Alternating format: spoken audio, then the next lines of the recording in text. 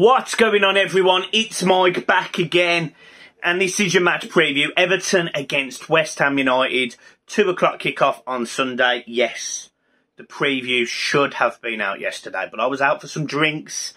It would be unprofessional of me to do the preview in a bar, although I have done a match reaction in a pub before. That was, yeah, I have done that.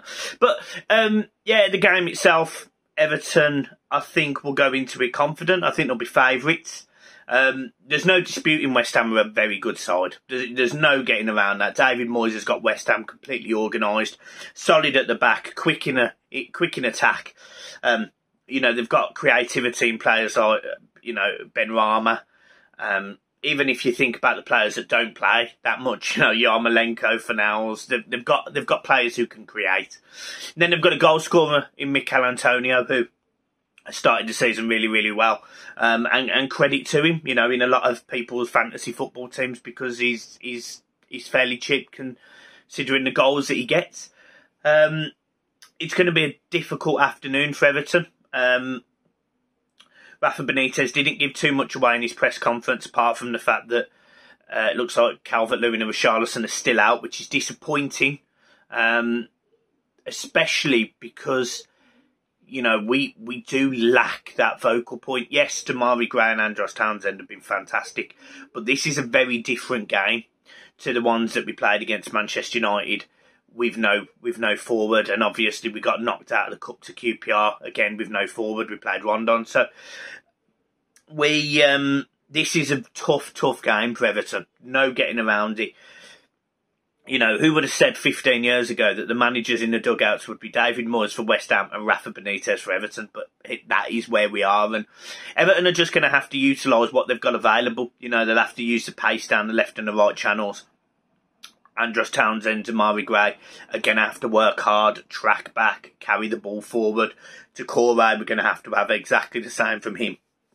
We're really hoping Yerry Mina's back, because we could leave us light at centre half, and Yerry Mina is our best defender in my opinion. And you know, this is where you can see that the team is just threadbare. There's not options. There's not very good players. Even when we do have options, you know, it comes out yesterday. Fabian Delph is injured. Who would have guessed? And Andre Gomes is injured. Neither of them are quality enough to get Everton into the top 6. So them coming in doesn't help.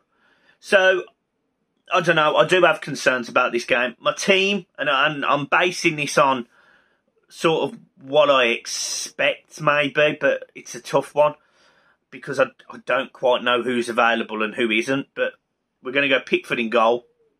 We're going to go with Luca Dean at left back, but it may well be Ben Godfrey. We're going to hope Yerry Mina's back, Michael Keane, and I think Seamus Coleman's back for this one. We're going to go with midfield 2, Decore and Allen, of course. And Decore obviously has been playing a little bit further forward, and Everton look a different side. Then you've got your 3 and your 1 up front, and we're going to go with Damari Gray, Andros Townsend. Rondon will play as the pivot point. And then it's whoever plays in that sort of 10 position, you know, that we sort of interchange. It wouldn't surprise me if it was a Iwobi tomorrow.